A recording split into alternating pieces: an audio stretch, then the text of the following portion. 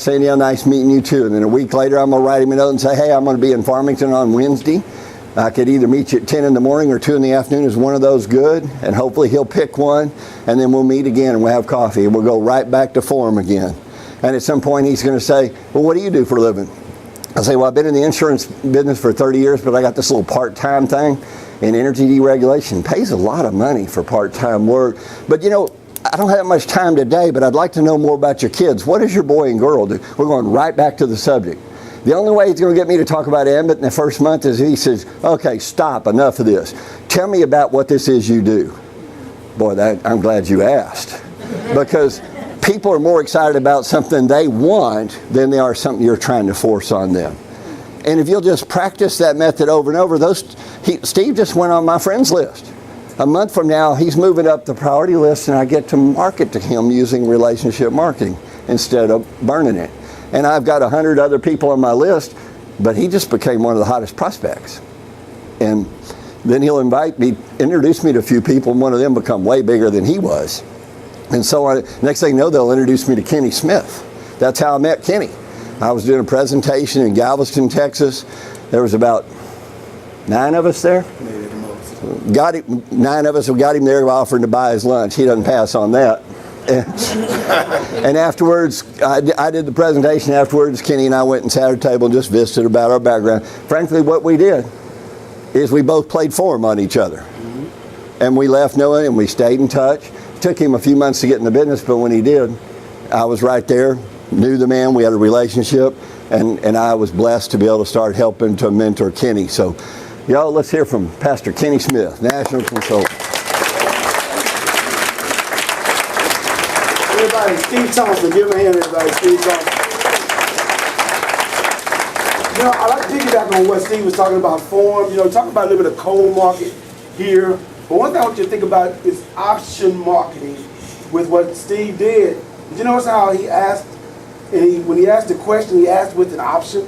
Does 10 work for you or 2? If you get good at giving options, people are going to choose from the option that you give. So it's just the way we think, you know. You say, hey, you know, mornings or evenings, what works best, you know? When you've been in front of your computer tonight, you know, 7 or 10, what works best? They're going to choose from one of those options. Normally they'll make a suggestion, well, listen, neither one of those work, but 11's better. But they're never thinking negative when you give option marketing. So get good at option marketing as you start talking to people about, you know, that. Don't give them control. If you give them control, then they're going to, if you ask them, say, simple question, when can we get together? I'm too busy. I'm too busy. Tomorrow work. Or can I call you at 5? Yeah, 5's good. Yeah. No, that's not good for me. If you don't give any options, it's a yes or no, yes, and you got a 50-50 chance of losing. If it's an option, it's A or B. It's A or B. So if I give the power back to Steve, he's so busy. He may say, well, you know what? July is not good. I mean, August is not good either. So you could be September or October talking to him if you give them the choice. So always use option marketing. It'll work for you real good. Also, turn up a notch, just a little bit. Now, don't overdo it, you know. People love talking to people that they like. So when they're watching you, they're trying to see whether you're a stalker or whether you're, you know, they don't know whether you get involved because they don't know who you are. So turn up a little bit, be likable. The law of likability means they kind of like you. I liked Steve when I first met Steve. I liked him, so I wanted to do business with Steve. Happy, positive. Happy, positive, yes. You know, smile a little bit. Don't overdo it. Don't get cranked up. But do turn yourself up, set yourself on fire a little bit. People love working with positive people. When that happens, they'll follow you because they love the social network, they love the ability to work with you, and they feel good. And like Steve said, you know, for the first month, it's just a relationship. Why? Because they want to know if they like you, if they want to work with you, they want to bring you into a home meeting. You know, if they don't know you, why would you bring you to a home meeting? So, you know, when Debbie... I just realized I'm Mike, so I'm going to get over here close to you. You know, when Debbie starts stalking me, prospecting me, she did it for 5 months. But she was so nice. See? I mean, I wasn't asking a phone call here on the pastor. And about every third call, fourth call, it's so bad. Why are you here? Why are you this nice lady, you know? She'd call and just drop a little bit on me for about...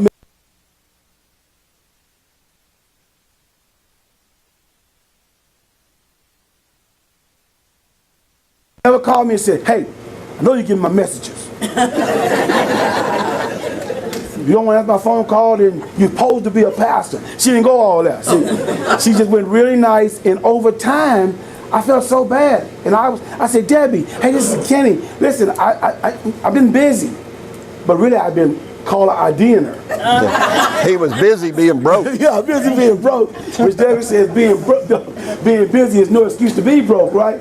So I was busy being broke. Had no reason not to call her, but you know what? That one day she said, listen, come to Tortuga's restaurant. And there I was, ladies and gentlemen, getting my first real big presentation from these people, who you may know now.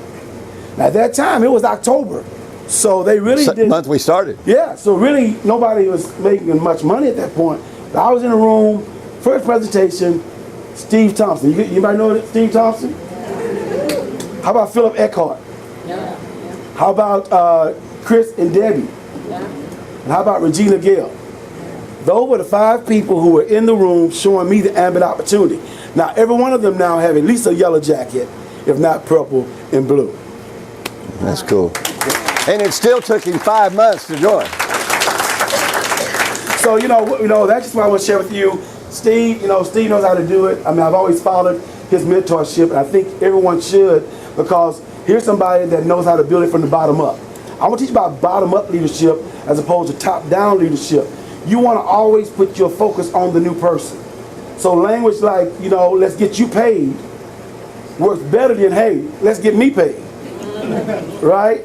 So you want to always be thinking about the person, their vision, and learn to take your vision poster off of your ice box or refrigerator and put your new person's goals, visions, and plans up on the ice box.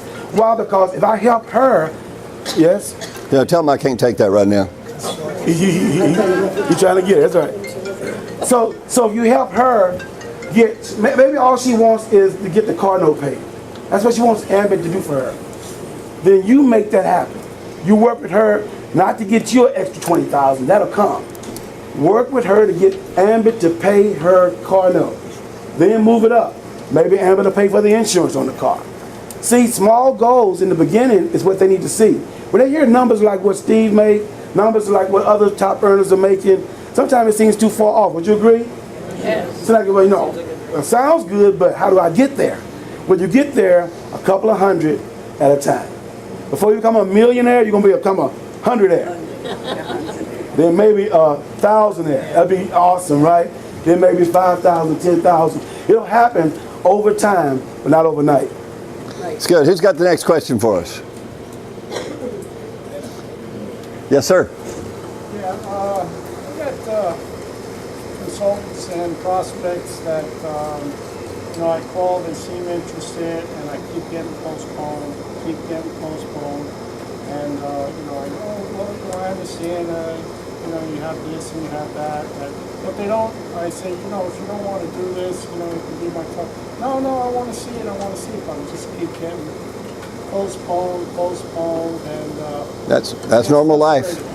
Kenny, tell her how to. Yeah, that's a part of it. That's a part of it. Long as you don't get a no. Now here's what Debbie taught. See, trainers are real good. If Debbie hadn't made the training, she never would have got me. A training Debbie went to taught her to get a real no. So here's what a real no is. What's your name? Dana. Dana? Yeah. Dana, listen.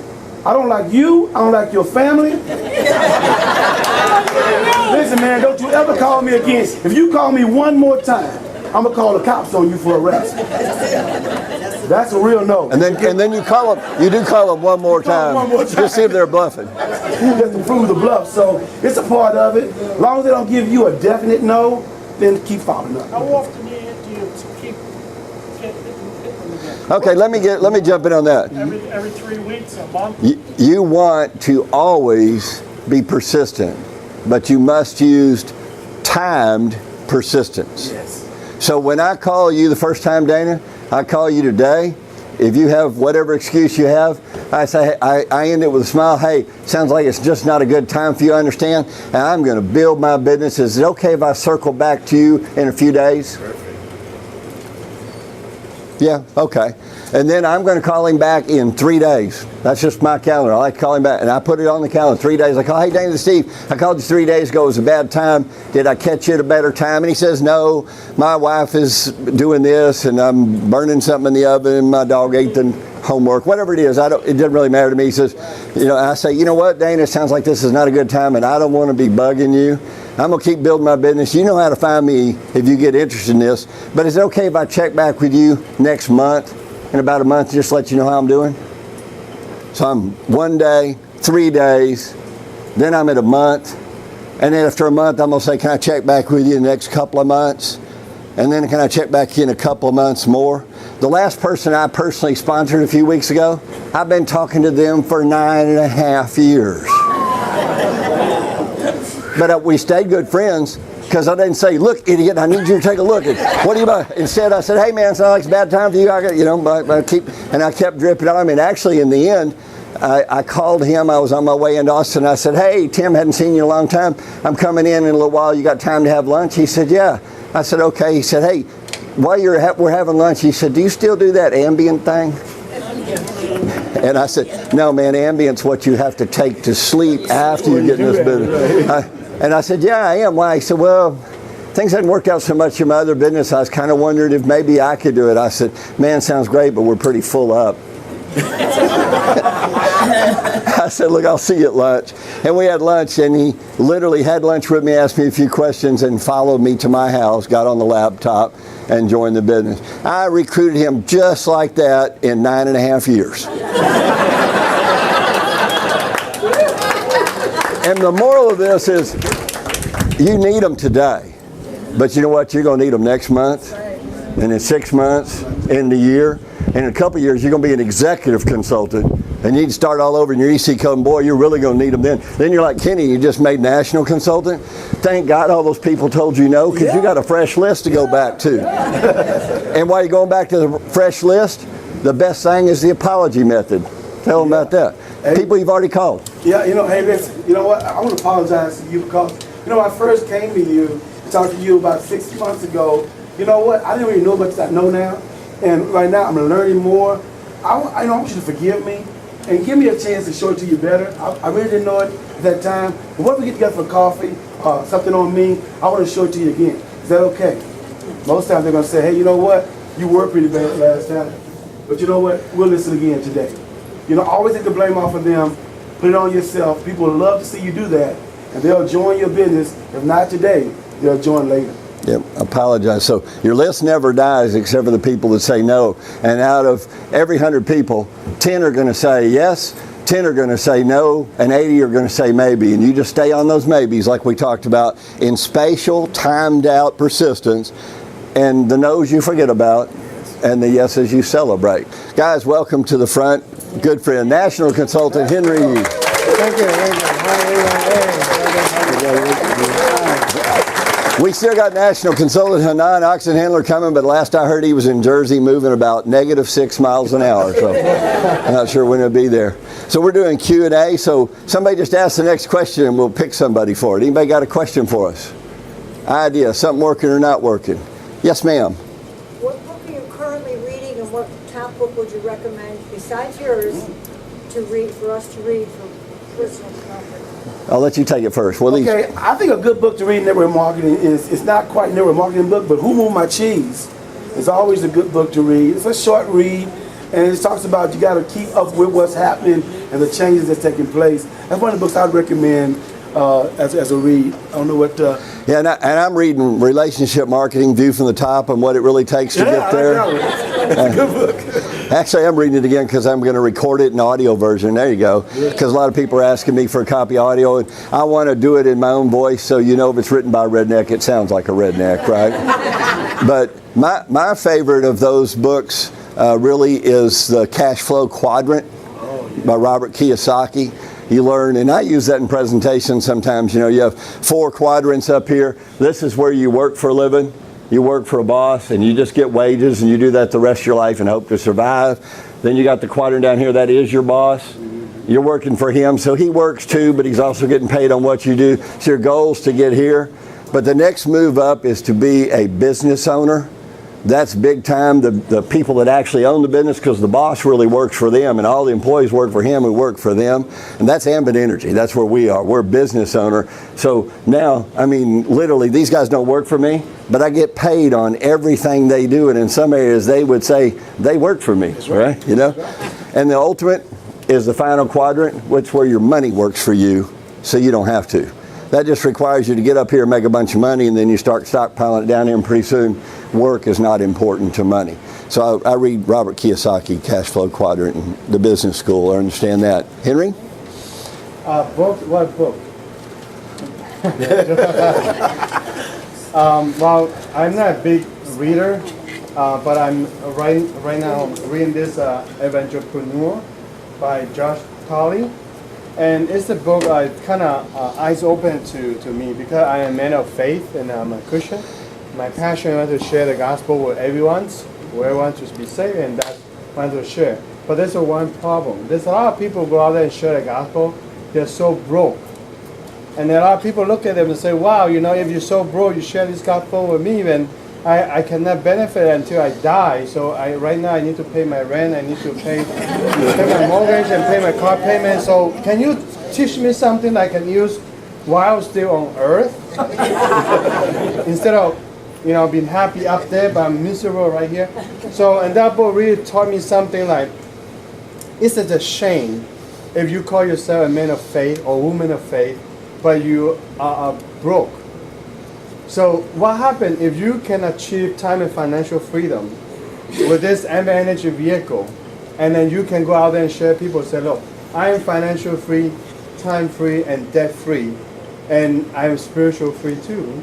But we like to hear what I have to say, how to become a financial free, time free, and debt free person. So it happened that I was counting, I always want to retire before 55, and exactly today, actually, I can say that I retired 8 years before my plan.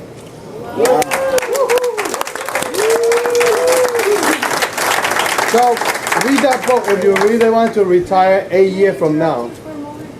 Sure. Drives a black Audi A6 with a license plate 318. Black Audi. Did you move it? Yeah. Then the big one to me on that whole realm is by a guy named Steve Siebold. And I read and reread this book. It's called How Rich People Think.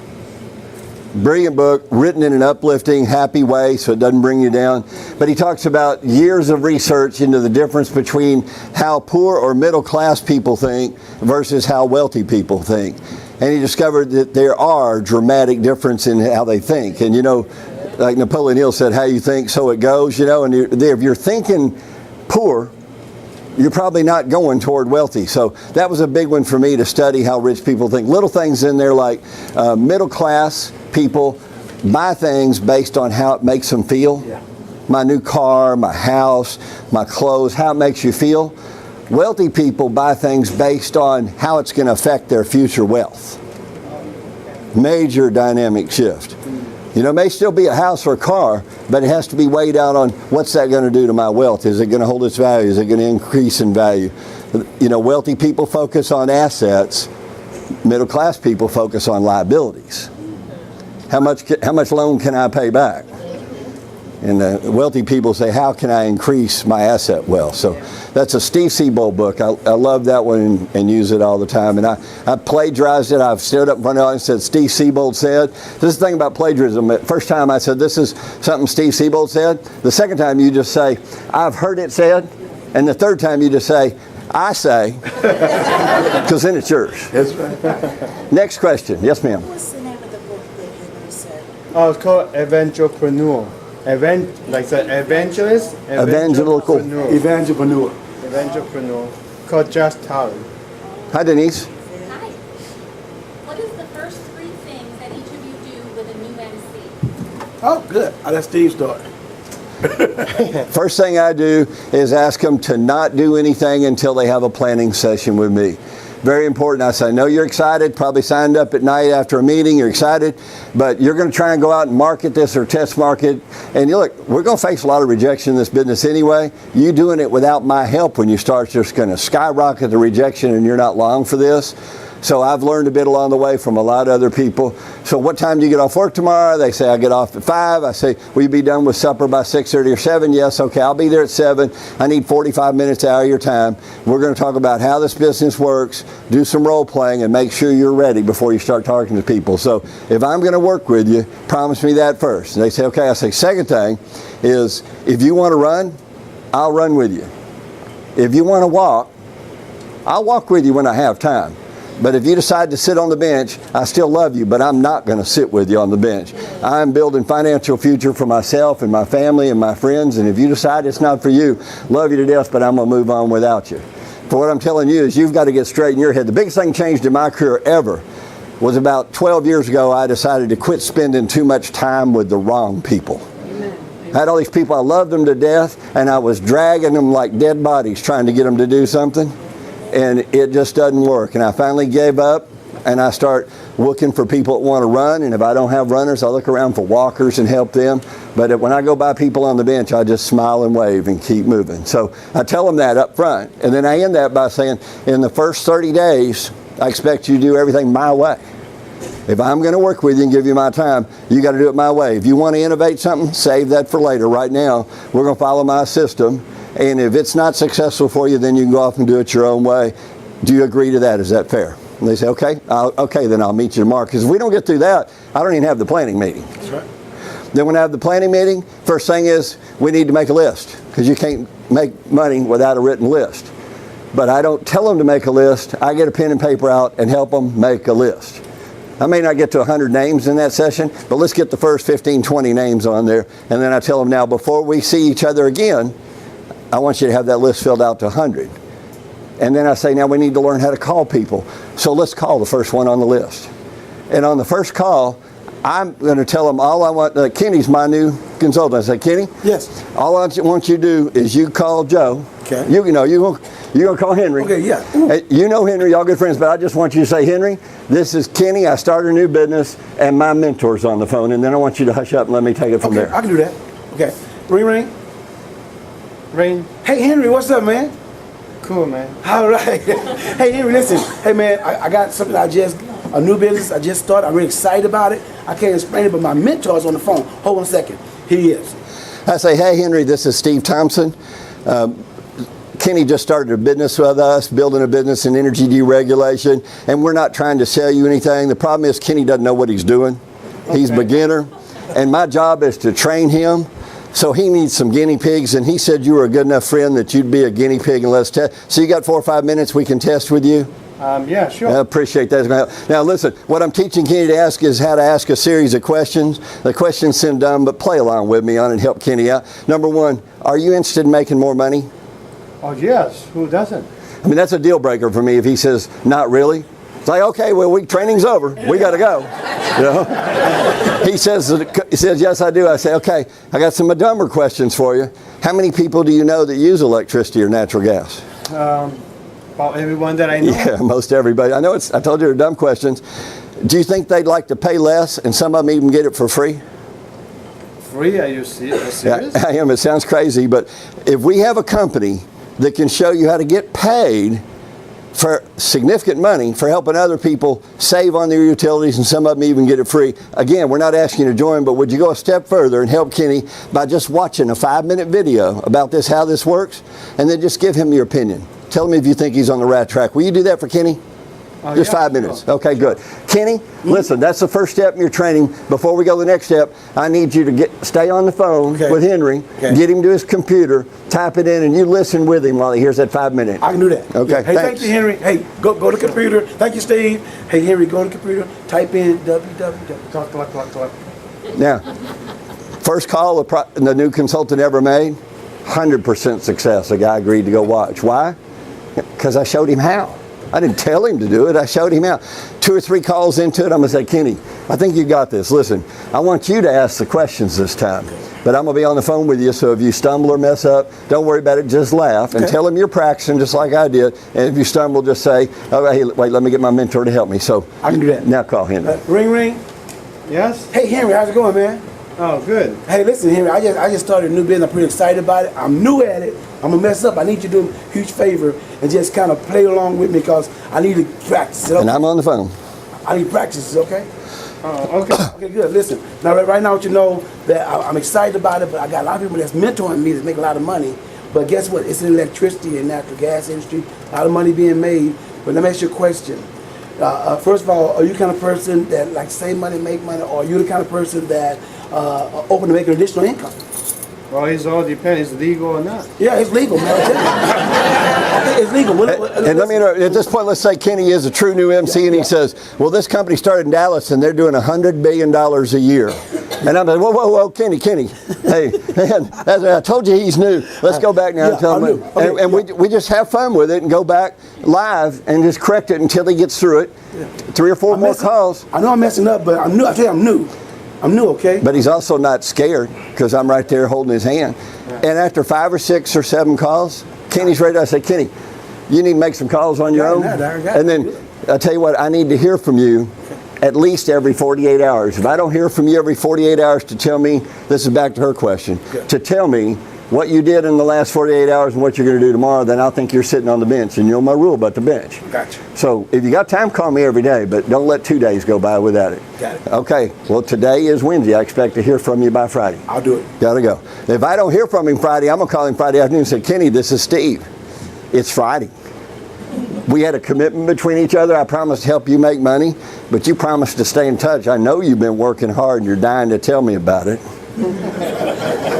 So tell me, how many calls have you made? And we're just going to hold him to it. And that's what I do. When you start someone, you tell them what you want, repeat what you want, and hold them accountable to do what you wanted them to do because they made a commitment to you to follow it your way. And if along the way Kenny says, man, Steve, this is just too much for me. I have too many problems at home and at work. I say, listen, Kenny, you know what? It's just not a good time for you. You're in the business. When you're ready to get started, you give me a call right now. You're just not ready. Love you, brother. Love you. You know, boom, we're gone. That's it. And for a month. We do what Steve did. Exactly. So all 3 of us do the same thing. In some form, you may put your own little twist to it, but everything he talked about, from getting them started, asking them if they want to get a fast start or slow, telling them the commitment for it, getting the best first 30 days, getting the list, role playing, that's what we all do. And so Steve was exactly 100% what we do. It's just anything you want to add to that, Henry? Yeah, it's just about duplication, like what Pastor Kenneth Smith saying that he's the one who taught me how to do this business, so I will not have any other way to do it besides the way that you just showed. So when you ask that $1 million question, so what are you going to do with a new MC? That's a very simple question, but it's very complicated as well, because MC is so fragile, like a newborn baby. You're holding that tiny baby in your hand. You really freaked out. You don't know what to do, right? Who actually been trained to become a mother before you get pregnant? Not many, right? So when you're ready is when you see the baby. When the MC is right in front of you, you're ready to what? To coach them, to guide them, to help them to grow, and to share everything that you know, and ask them to follow the system. That's exactly what we do. There's nothing fancy. It's just follow the system. And be sure and share with them that they're going to face rejection. 8 out of 10 people you ask are going to say no. But if you're calling 2 a day, 5 days a week, that's 10 people. That's 2 people every week say yes, they'll look. One of them's lying to you. But the other one will look. And every 2 weeks you got 2 people watching, and out of every 3 people that see the presentation, 1 joins. You'll be a regional consultant in 30 days. Senior 60 days later, and an executive 6 months after that. Unless you procrastinate. And that's where people say, everybody in here, will y'all do call 2 every day? 222, would y'all do that? Yeah, let's do it. Make a pledge. Come on, will you call 2 every day? And then I'll meet with you individually, and they'll say, well, you know, really, I'll call 2 every day, except for Thursday, because Thursday's Bible study. Yeah, Thursday's Bible study. Matter of fact, T-days are bad because I bowl on Tuesdays. All T-days. T-days. And pretty soon they're saying, you know, I have a little problem with Tatterday and Tunday, too. And when we say call 222, and all of a sudden you're calling only 3 or 4 people a week, you didn't knock yourself down by half. You knocked yourself probably out of business. On the other hand, the good news, if you go instead of 2, you got a little more time and you call 3 or 4, you didn't just double. You probably exponentially grow your business. So I share with people they're going to face rejection. success is not how many people say yes, it's how many do you ask. Whether or not they say yes is statistics. It's going to take care of itself. You don't have any control over that. You just ask. Your question? Yeah, my question is, I have a new consultant, right, that's only been signed on since June 17th. And she jumped in. Me and Barbara sat with her. We met with her a couple times, role played. She made a few calls. People didn't. Did she make calls with you on the phone with her? Well, Barbara was on the phone with her. Okay. And they're saying no with you on the phone? No, the one that we talked to said yes, but then later, The one that they called with her said yes, but the other said no. Y'all detect a clue here? Maybe you need to call a few more with her. we ran out of time. Yeah, make time again because it's precious. Well, You need to just go. Basically said that she spoke with someone. She's my supervisor at work. Right. Okay. So she came to a presentation, live presentation here. She was all in. A month later, she came to a potluck home presentation. She signed on. She signed on as a consultant. But she got one rejection that told her it's a scam. His sister did it. A manager at our store. His sister did it. She traveled to New York. She lost all this money. You know, and I told her, you're going to hear bad and good, you know, but you got to hang in there. Remember your why. And now I'm like, I texted her yesterday, are you going to come out today and run your prospect? Or what? She don't respond to me now. Stay friends, keep the Today. relationship tough. Time to back off. Yeah. Leave her one more message that says, you know, I love you and I cherish our friendship. She responded. Now's not a good time. I'll check back and show you how I'm doing in a few months. Yeah, she responded by saying she really should have never got. What do you do with that? She have very hands up. What? Long time. Okay. Yes, ma'am. How do you feel about your partner not supporting you? I mean, I'm still gonna do it, but. What partner? He means you married. I deal with that. I like Your to spouse? Okay. I like to answer that question. You need to get a new one. I'm just kidding. You asked. That was a single man barging in. I'll shut up now. I like to answer that question. We were referring to your business partner, right? It's not your so-called relationship partner, your business partner, right? It's a husband. Oh, wow, that's something that kind of thing. That's for pastor to do it. Well, you know what? It's really tough. Do you know more people quit the business because of probably 75% of people that quit a business quit because of a lack of support from a spouse. It's just too tough. I mean, you're trying to make things happen. You're broke. You're busted, disgusted. But the spouse says, if you go to that meeting again, I'm done. If you go to this, and they just say, forget it. I just quit. So it's a hard thing to get over. But what you got to do is learn how to use relationship marketing on your spouse. That's right. Okay, you got to use that relationship. Maybe you can't go to Tuesday night's meeting. Maybe you want to stay home and show some love and fix some food and kind of work with them and get over what the objection might be, and then one day get them to agree to have Steve come over for lunch. Just let Steve come over. Meet Steve. Steve can come over and kind of maybe fill a gap there with the husband. So I tell you what, okay, you can go and do it, but I ain't gonna support whatever. But he's letting you do it now. It's gonna be a long journey. Because if you married the wrong one, you married the wrong one. but you know, you can get over it, okay? My big thing is to know up front when you start, and I know it's too late in your case right now, but when you're sponsoring somebody that's married, if one spouse is excited, ask the other one how they feel. If they say, I don't like it or I'm not sure, you say, listen, right up front, we don't need you to work the business with her.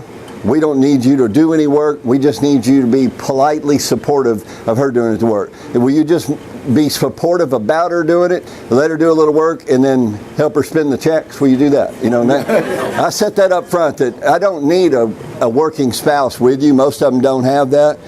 But if you can start with a spouse that says anything other than heck no, then when the checks start coming, it'll get better. And by the way, if you're married, just a personal advice, put your business in you and your spouse name. It ought to say Sam and or Jill Smith.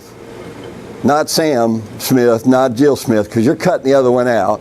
And don't put just and, because then both of you got to sign every check before you can cash it. So if you put and/or, it's their business. Because if they don't like it and you just forcefully do it anyway, and you get a check at the house and they open that check and it's got their name on it, it's their idea. They'll believe the whole thing was there. Guys, we got to take a quick break. Then we're going to have a presentation, but this is who you're going to have for the presentation too, and then we'll be around afterwards. Thank you. arm up here. I want your spot, man.